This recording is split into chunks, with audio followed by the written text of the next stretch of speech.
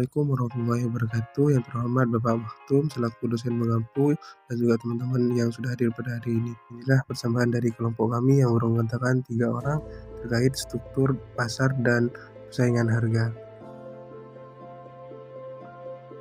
Assalamualaikum warahmatullahi wabarakatuh. Baik, di sini saya akan menjelaskan bagian struktur pasar. Pasar persaingan sempurna. Persaingan sempurna merupakan struktur pasar yang saling ideal. Sistem pasar ini merupakan struktur pasar yang akan menjamin terwujudnya kegiatan memproduksi barang atau jasa yang tinggi atau optimal sefisiennya. Nah, ciri-ciri pasar persaingan sempurna ada 5. Yang pertama, perusahaan dalam mengambil harga. Yang kedua, menghasilkan barang serupa. Yang ketiga, setiap perusahaan mudah keluar atau masuk. Yang keempat, terdapat banyak perusahaan di pasar. Yang terakhir, pembeli mempunyai pengetahuan sempurna mengenai pasar. Kelebihan dan keburukan.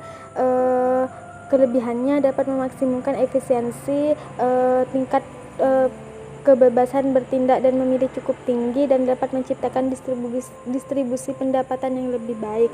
Kekurangannya adalah tidak mengalahkan inovasi, ada kalanya menimbulkan biaya sosial, pilihan konsumen terbatas, ada kalanya biaya produksi lebih tinggi, dan ada kalanya distribusi pendapatan tidak seimbang.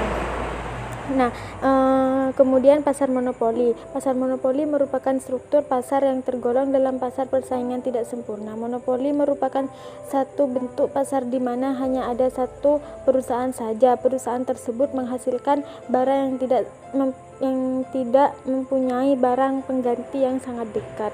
Nah, ciri-ciri pasar monopoli ada 5. Yang pertama, pasar monopoli adalah industri satu perusahaan. Yang kedua, tidak memiliki barang pengganti yang mirip. Yang ketiga, tidak dapat kemungkinan untuk masuk ke dalam industri. Yang keempat, dapat mempengaruhi penentuan harga. Yang terakhir, promosi iklan kurang diperlukan. Kelebihan dan kekurangannya.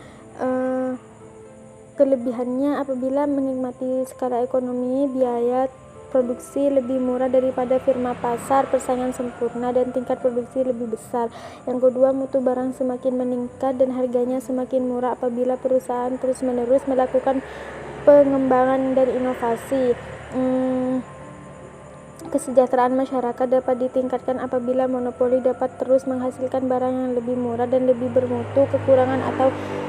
Kekurangan dan kelemahannya, harga lebih mahal dan tingkat produksi lebih rendah di pasar persaingan sempurna. Barang yang dihasilkan tidak mengalami perusahaan. Kesejahteraan masyarakat lebih buruk daripada yang dihasilkan oleh pasar persaingan sempurna. Nah, kemudian pasar persaingan monopolitis. Persaingan monopolitis merupakan struktur pasar yang berada di antara dua jenis pasar ekstrem, yaitu persaingan sempurna dan monopoli. Oleh sebab itu, sifat-sifatnya mengandung unsur-unsur sifat pasar monopoli dan unsur-unsur sifat pasar persaingan sempurna. Pasar persaingan monopolitis dapat didefinisikan sebagai suatu pasar di mana terdapat banyak produsen yang menghasilkan barang yang berbeda corak. Nah, ciri-ciri pasar persaingan monopolitis di sini ada 5. Yang pertama, terdapat banyak penjual. Yang kedua, barangnya bersifat berbeda corak.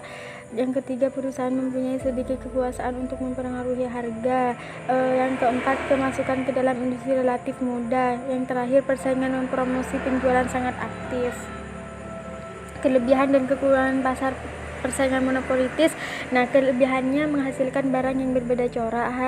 Hal ini dapat meningkatkan kesejahteraan konsumen karena dapat memilih jenis corak yang sesuai dengan seleranya.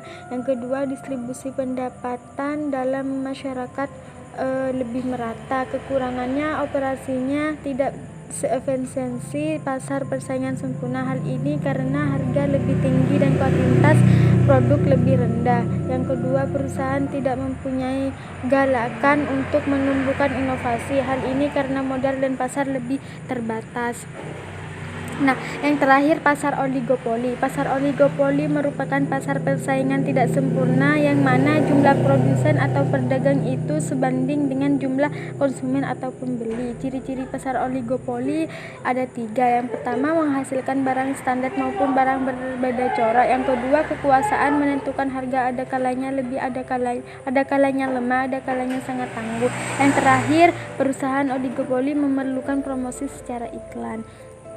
Nah, kelebihan dan kelemahan pasar oligopoli adalah kelebihannya operasi firma dapat mencapai efisiensi yang tinggi dan menurunkan biaya produksi. Yang kedua, perusahaan selalu melakukan pengembangan dan inovasi. Kelemahannya, distribusi pendapatan akan semakin tidak merata. Mungkin ini dari saya. Sekian, terima kasih. Wassalamualaikum warahmatullahi wabarakatuh. Assalamualaikum warahmatullahi wabarakatuh. Di sini saya sebagai pemateri akan menjelaskan tentang pengertian harga. Harga merupakan nilai tukar yang dapat disamakan dengan uang atau barang lain untuk manfaat yang diperoleh dari suatu barang atau jasa bagi seseorang atau kelompok pada waktu tertentu dan tempat tertentu. Istilah harga digunakan untuk nilai finansial terhadap suatu barang atau jasa.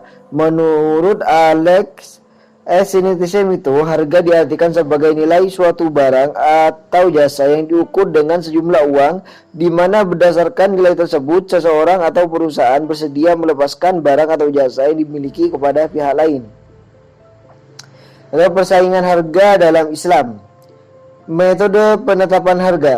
Harga didasarkan pada biaya total dan ditambah laba yang diinginkan. Hal ini disebut dengan istilah cost plus pricing method. Formulanya ialah biaya total plus laba sama dengan harga jual. Penetapan harga yang ditetapkan atas kekuatan pasar, yaitu metode penetapan harga yang berorientasi pada kekuatan pasar bahwa harga akan menentukan harga jual setelah harga belinya ditambah atau kelebihan harga di atas harga belinya. Formulanya ialah harga beli plus make up sama dengan harga jual. Tujuan dari penetapan harga ialah yang pertama berorientasi pada laba, yang kedua berorientasi pada volume, yang ketiga berorientasi pada citra, yang keempat stabilisasi harga, yang kelima tujuan dan lainnya. Peran pemerintah dalam penentuan harga. Yang pertama intervensi langsung, yang kedua intervensi tak langsung. Intervensi langsung dibagi menjadi 2. Yang pertama penentuan harga maksimum, yang kedua penentuan harga minimum. Yang kedua intervensi tak langsung dibagi menjadi 2 juga. Yang pertama penetapan pajak, yang ketiga pemberian subsidi. Ya, mungkin itu saja yang dapat saya sampaikan, kurang lebihnya mohon maaf. Jika kurang dipahami bisa ditanyakan. Wassalamualaikum warahmatullahi wabarakatuh. Baik, di sini saya akan menjelaskan terkait mekanisme harga yang adil menurut Islam. Nah, untuk berbicara terkait mekanisme pasar, ini merupakan proses yang berjalan atas dasar gaya tarik menarik antara konsumen dan produsen, baik dari pasar output barang ataupun input faktor produksi. Untuk pendapat dari Ibnu Taimiyah, beliau berpendapat terkait harga yang adil ini, yakni nilai harga yang dimana orang-orang menjual barangnya dan diterima secara umum sebagai hal yang sepadan dengan barang yang dijual ataupun barang-barang yang sejenis lainnya di tempat dan waktu tertentu. Di sini juga Ibnu Taimiyah menggunakan 2 istilah dalam persoalan tentang harga, yaitu kompensasi yang setara atau adil yang disebut dengan iwad al-mithl, dan yang kedua adalah harga yang setara atau adil tasamud al-mithl. Nah, dari pembagian 2 tersebut, yang pertama iwad al-mithl itu yakni menggantikan yang sepadan dan merupakan nilai harga yang sepadan dari sebuah benda menurut adat kebiasaan. Nah, untuk yang kedua, harga yang standar atau adil yang bisa disebut dengan tasamud al-mithl, yakni adalah nilai harga di mana orang-orang menjual barang dapat diterima secara umum sebagai hal yang sepadan dengan barang yang dijual itu ataupun barang-barang yang sejenis lainnya, seperti itu. Nah, Ibnu Taimiyah itu menghubungkan dengan prinsip doror, yakni tidak melukai dan tidak merugikan orang lain. Sehingga dengan berbuat adil akan mencegah terjadinya tindakan-tindakan zalim. Nah, yang terakhir yakni mekanisme penentuan harga dan persaingan harga dalam Islam. Di sini ada 4 poin. Yang pertama, mekanisme penentuan harga dalam Islam sesuai dengan maqasid syariah yang merealisasikan kemaslahatan dan menghindari kerusakan di antara manusia. Yang kedua, yakni dengan dalil maqasid syariah penentuan harga menjadi suatu perusahaan dan dengan alasan menegakkan kemaslahatan manusia. Yang poin ketiga yakni konsep Islam harga ditentukan oleh kemampuan penjual dan menyediakan barang yang ditawarkan kepada pembeli. Nah, poin ketiga yakni pada konsep ekonomi Islam persaingan harga dikembalikan kepada kekuatan pasar atas dasar permintaan dan penawaran. Maka harga yang akan terjadi dengan sendirinya dengan tetap menjunjung tinggi nilai kebebasan dan keadilan dalam bertransaksi seperti itu.